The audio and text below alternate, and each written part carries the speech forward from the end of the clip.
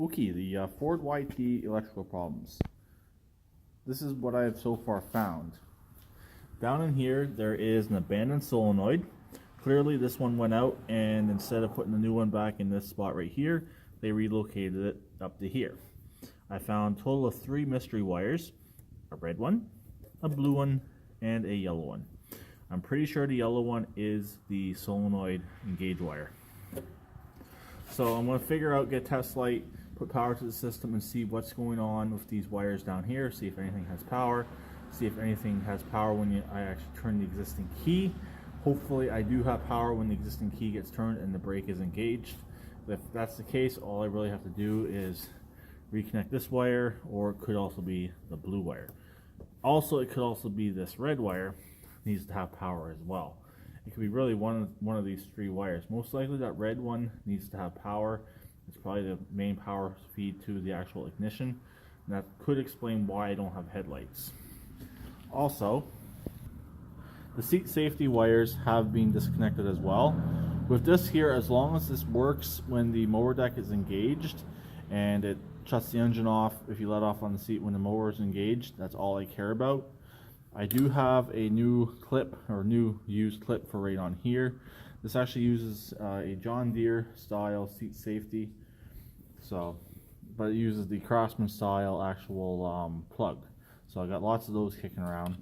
And these wires here, as long as they're still good going back up front, see, there's your yellow wire again. So I'm thinking that's either the engage wire or that's going to the PTO. As far as I can tell, everything's original down to the key switch, and the PTO engagement and disengagement right here is also original. But then you also have this little red light on the dash, and the headlight switch is right here. Sorry about that. I'm looking through the camera, trying to look through the camera as I'm doing this. So yeah, the headlight switch is right there. So if that mystery red wire's been cut, that means there's no power going to the dash. So I gotta figure out, why is the PTO still getting power? And if that mystery red wire is removed, if I reconnect it, will my headlights start working, and will the will everything else start working? Because the only thing that actually works on this machine is the voltmeter, or at least as far as I know, this voltmeter is working. It could be the vibrations of the engine, but I'm pretty sure that voltmeter is working, and the PTO. So we gotta figure out, what did they do, and can I reverse it? Hopefully I can. So there's where we are for right now. Okay, I just made another discovery. There's a red wire right here, a secondary red wire going to the solenoid, and that's what's powering the PTO. So either this red wire here is my constant power feed, and they abandoned it, so I gotta see if there's a fuse on here, which I haven't found a fuse as of yet. So I gotta put a fusible link on here. First off, I'm gonna put power to it and see what happens. And then this wire here, I'm thinking, is my PTO engagement. So main power, PTO, and this should be my solenoid engagement right here. So hopefully that's all that he did wrong, or all that he did to rewire this machine, and hopefully it's easy enough to fix. Okay, I made some discoveries on the wiring. I actually found the original PTO switch right here. This wire here, which was kind of dangling around, is actually the it's the key on, or so it's the engagement wire for the solenoid, which does work. The micro switch down on the frame is actually working as well. I'm thinking what the issue was is this switch right here was either sticking on or sticking off.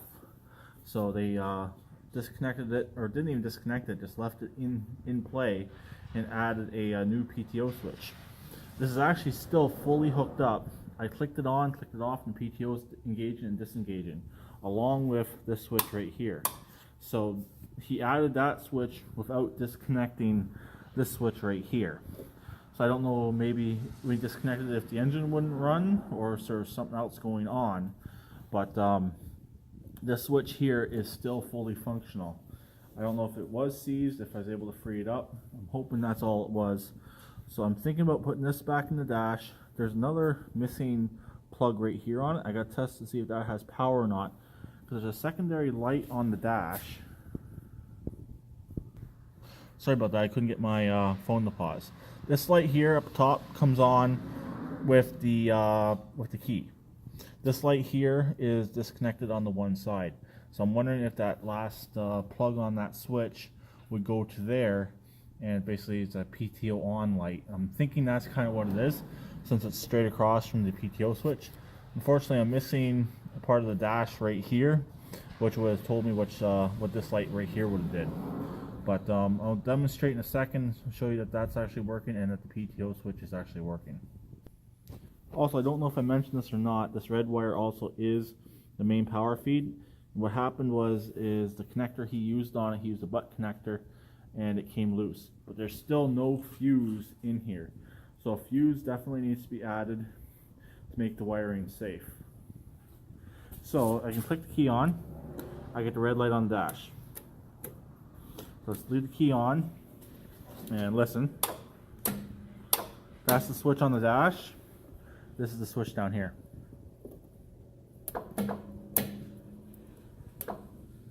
Yeah, they are both in play, and that one down there does seem to be working fine. It's low on the stiff side, so I might try and find a new switch like that. I've seen them before, so if it's not too expensive, I'll look up a switch like that.